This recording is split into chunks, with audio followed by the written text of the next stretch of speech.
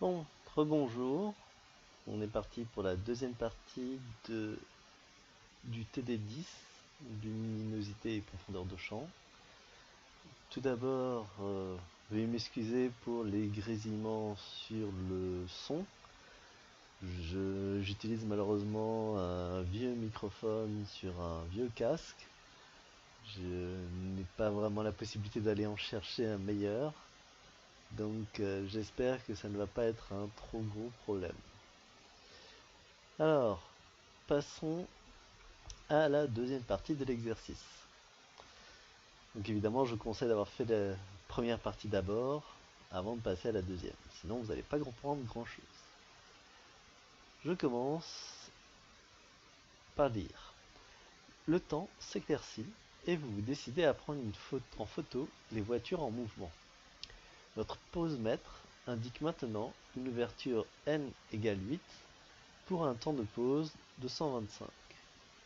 Alors tout de suite, par rapport à avant où c'était n égale 2,8 pour 125, là on est à n égale 8 pour 125. Cette différence pour le n, c'est qu'il fait plus clair, et donc n peut être plus grand, ce qui, je rappelle, diminue le diamètre d'ouverture, donc diminue la luminosité, mais cette perte de luminosité est compensée naturellement par le fait qu'il y a tout simplement plus de soleil. Alors, première question. Les voitures prises en photo sont en mouvement très rapide. À quel réglage faut-il faire attention pour espérer les prendre en photo nette? Donc, là on parle de voitures en mouvement très rapide. C'est des voitures de course. Qu'est-ce qui se passe quand ça bouge très vite et à quoi est-ce qu'il faut faire attention? Alors, je vous rappelle à la partie d'avant et dans le cours, on parle de traînée potentielle sur la photo. À quoi est-ce dû? À quoi il faut faire attention? Qu'est-ce qui peut créer des traînées dues à un mouvement rapide? Et la réponse, eh bien, il va falloir faire attention au temps de pause. Il doit être petit pour pouvoir prendre en photo ces voitures en mouvement rapide et avoir une photo nette. Parce qu'un temps de pause long peut créer des traînées, surtout avec des objets qui bougent vite. Question d'après, petit b. Expliquez en quoi le beau temps est utile pour pouvoir prendre en photo ces voitures en mouvement. Alors là, j'en ai déjà parlé. Avec le beau temps qui arrive, on a naturellement plus de luminosité. On peut prendre une ouverture plus grande. Mais on pourrait aussi imaginer que simplement le beau temps nous permet d'avoir plus de luminosité, comme j'ai dit, et au lieu de faire changer l'ouverture, on peut jouer sur le temps de pause. On garde l'ouverture à n égale 2,8, mais cette fois-ci on va prendre un temps de pause plus petit. Ce temps de pause plus petit diminue la luminosité, et c'est compensé naturellement par le fait qu'il y a plus de soleil. Là, je viens de me rendre compte que j'ai donné la réponse directement sans me rendre compte. Désolé pour ça. Donc, avec un meilleur temps, il y a plus de lumière. On aura donc, enfin, temps dans ce cas-là, pas le temps, l'heure qui tourne, le temps, la météo. Et donc, il y a plus de lumière. On n'aura donc pas besoin d'un grand temps de pause pour compenser une faible luminosité. Bon, faut dire. Ok. Je me rappelle de ne pas donner la réponse d'affilée. Passons à la question petit c. Vous choisissez comme angle de vue pour les photos une ligne droite vue de face où vous pouvez voir venir les voitures de loin et donc en prendre plusieurs en photo en même temps. Vous prenez vos photos de loin, environ 100 mètres. Vous commencez par choisir la focale la plus basse possible pour votre objectif, donc c'est-à-dire la focale qui va de 35 à 75 mm. On prend ici une focale à 35 mm. Et donc, première question, quel genre de photo avez-vous fait avec ce choix de focale? Comment est l'angle de prise de vue de la photo? Les voitures et la route vous apparaissent-elles nettement ou pas? Donc ces deux premières questions sont similaires. Ici, on a une photo de loin avec cette fois-ci on nous parle d'une focale très petite et on vous demande quel genre de photo est-ce qu'on a dans ce cas-là. Qu'est-ce qu'on peut dire sur l'angle de prise de vue? Ça va faire référence à la partie du cours qui parle du zoom. Donc ça devrait être le grand 1, grand B, petit 2. On va parler du zoom, changement de focale. Et on vous donne des termes de vocabulaire pour parler de photos avec une petite focale ou une grande focale. Donc c'est ça qu'on vous demande. Et maintenant, pour la deuxième partie, qui là est un peu plus compliquée, on vous demande de dire est-ce que les voitures et la route vont nous apparaître nettement ou pas? Alors, quand on parle de nettement ou pas ici, c'est dans le contexte de profondeur de champ à nouveau. Dit autrement, vu que là on prend une photo de face et les voitures viennent de loin, on les voit venir de loin, donc il va nous falloir une grande profondeur de champ, vu que les voitures viennent de loin. Alors, petit rappel, de quoi dépend la profondeur de champ? C'est la question qu'on a répondu ici, et qu'on voit ici, hein, ou dans le cours évidemment. La profondeur de champ va dépendre de l'ouverture, de la distance à l'objet et de la focale. Donc, dans le cas présent, qu'est-ce qu'on peut dire sur la focale, sur la distance à l'objet et l'ouverture? Alors déjà, l'ouverture, elle est moyenne, il n'y a pas grand-chose à y dire. Mais la focale est la plus petite possible et la distance à l'objet est très grande. 100 mètres, c'est très grand pour une photo. Donc, une grande distance à l'objet augmente la profondeur de champ, une petite focale augmente la profondeur de champ. Ces deux facteurs vont nous donner une grande profondeur de champ. Est-ce que ces deux facteurs vont suffire à expliquer si les voitures ou la route nous paraissent nettes? Donc, voyons la réponse.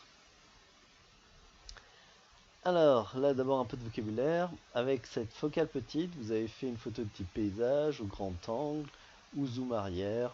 Tout ça, c'est juste du vocabulaire. C'est la deuxième partie qui est plus intéressante.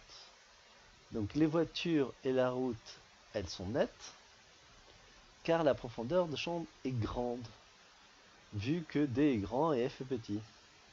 Et là, je me rends compte que j'ai à nouveau donné la réponse quand je voulais juste expliquer. Bon, on va essayer de faire mieux. Donc c'est ce que je disais, hein, avec D grand F petit, ça nous augmente la profondeur de champ. Alors petit D, vous voulez maintenant prendre une voiture en particulier en photo. Pour cela, vous réalisez un zoom maximal sur cette voiture. Quel réglage avez-vous effectué? Donc, dans cette situation, on ne se déplace pas, on va juste faire un zoom au maximum. Qu'est-ce qu'on change comme réglage? Si vous avez oublié, à nouveau dans le cours, c'est dans le grand 1, grand B, petit 2, sur le zoom. Qu'est-ce qu'on change pour le zoom? Je viens d'en parler juste avant. Alors, quelle est la réponse? Eh bien, pour faire un zoom, on change la focale. Le zoom est lié à la focale.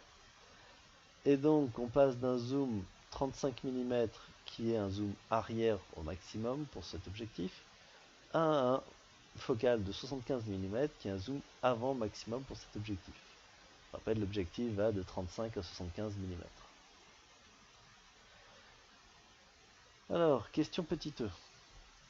La photo est prise et la voiture sur laquelle vous avez fait la mise au point est nette.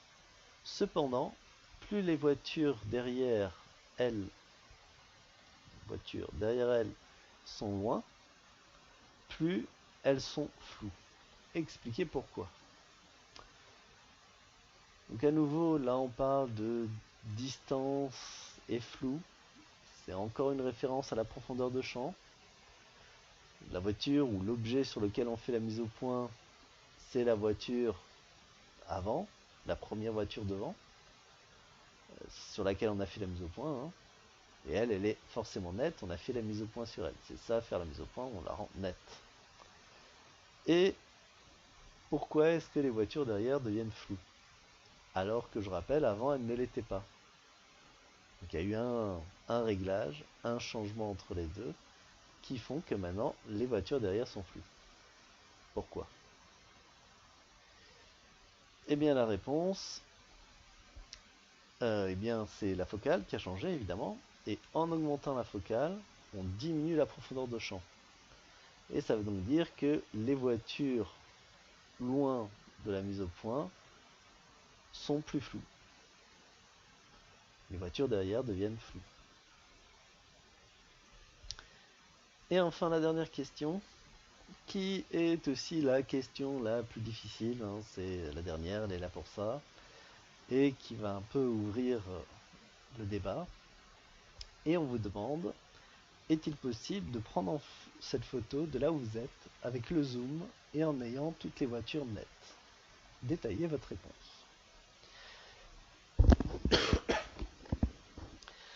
Alors, là c'est une question un peu plus compliquée parce que on veut augmenter la netteté sans changer le zoom, sans se déplacer. Pour augmenter la netteté, augmenter la profondeur de champ, je rappelle qu'il y a la distance à l'objet, le zoom et l'ouverture. On ne peut pas se déplacer, on ne peut pas zoomer. Donc on peut juste changer l'ouverture. Donc on va changer l'ouverture, hein, et on va augmenter n pour diminuer grand D, hein, le diamètre ouvert du diaphragme, et augmenter la netteté. Mais maintenant, qu'est-ce qui se passe quand on augmente l'ouverture? En même temps, on va influer sur la luminosité. En augmentant n, on augmente la netteté, hein, la profondeur de champ, mais on diminue la luminosité. Et il va falloir compenser cette perte de luminosité. Et pour la luminosité, je vous réfère au cours. Donc là, ça doit être le grand 1, grand B, petit 3, où on vous dit qu'il y a 3 réglages possibles pour la luminosité. L'ouverture, le temps de pause et l'ISO, dont on n'a pas encore parlé jusqu'à présent. Dans cet exemple, l'ouverture est fixée, c'est ce qu'on vient d'augmenter pour augmenter la netteté, hein. Le temps de pause est lui aussi fixé, on est obligé d'en prendre un très rapide ou très court parce qu'on a des voitures en mouvement rapide, et donc le seul réglage sur lequel on pourrait jouer, c'est l'ISO. Et donc quelle c'est la réponse? Alors elle est compliquée, hein. C'est ce que je viens de dire. Le seul réglage possible pour augmenter la profondeur de champ avec f et d fixes, donc la focale et la distance à l'objet fixe, c'est augmenter n. D'ailleurs, d'un point de vue général, si on veut juste augmenter la profondeur de champ, on va toujours faire varier n. Cependant, pour compenser l'augmentation de n, il va falloir augmenter le temps de pause. Mais dans cette situation, c'est pas possible parce que les voitures bougent et nécessitent un petit temps de pause. Petit temps de pause. Et ben, c'est bien que je me dise, hein, je me rends compte de toutes les erreurs que j'ai écrites. Et il ne sera donc pas possible de les rendre toutes nettes, juste en changeant le temps de pause. Enfin, on ne peut pas changer le temps de pause. L'autre possibilité, hein, ça va être de jouer sur l'ISO. Donc on peut augmenter l'ISO pour compenser la perte de luminosité et donc utiliser un N grand pour avoir la photo nette et un ISO plus grand. Mais le problème, c'est si l'ISO commence à devenir grand, il va y avoir l'équivalent d'un genre de brouillard ou un voile grisâtre sur les voitures. Pas une solution idéale, mais c'est la seule possibilité. Donc augmenter l'ISO. Voilà, j'ai fini pour cet exercice et on se verra pour le cours dans une vidéo très bientôt. Merci.